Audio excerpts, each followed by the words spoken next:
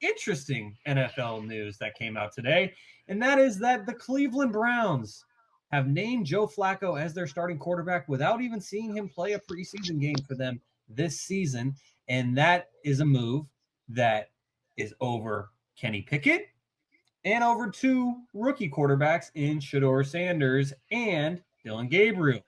And so, Keith, as a Steelers fan and a observer of the AFC North, how does this move make you feel? As a Steelers fan, does it make you happy because you're seeing old man Joe Flacco, who used to haunt you in that division?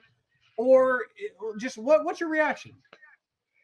I would tell you this as a Steelers fan, nothing the Browns could do could make me unhappy because the Browns just have a history of doing everything in their power to get in their own way. So I have no complaint as a Steelers fan.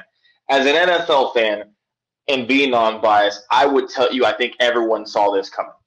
2 years ago, obviously, they rolled the dice on Flacco, and he had an out-of-body experience down the backstretch of that year, got into the playoffs, obviously got blown out by Houston. What I would say is the Browns see the writing on the wall. The Browns know this season is likely a wash. They're not going to get in the playoffs. If you were ranking every team 1 through 4 in that division right now, obviously you would have the Browns dead last. You would probably go back and forth with the Steelers and the Bengals, so to speak, as far as who's like 2, 3, whatever the case may be. But everyone probably has the Browns in that bottom tier. The Browns are likely going to have 4 quarterbacks on the roster. It really doesn't concern me because at the end of the day, I think everyone knows that they're going to, by the, say, week 6, week 7, they're going to give Sanders or Gabriel an opportunity to see what they can do just because there's so much time with a 17-week season. You're not going to the playoffs.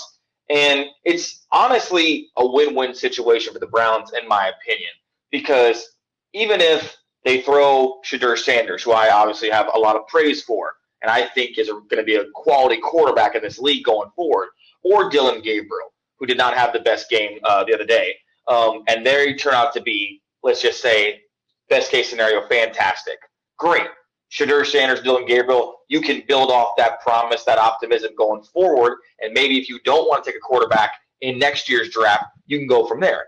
Worst case scenario, if all 4 of these guys, I mean, Kenny Pickett is what he is at this point.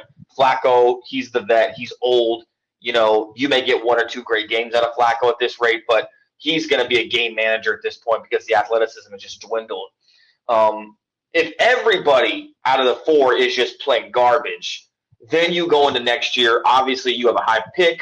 There's Gary Nussmeier. We don't know about Arch Manning yet, but you're going to have Cade Klubnik. You're going to have at least 3 to 4 guys that could potentially be game-changing quarterbacks.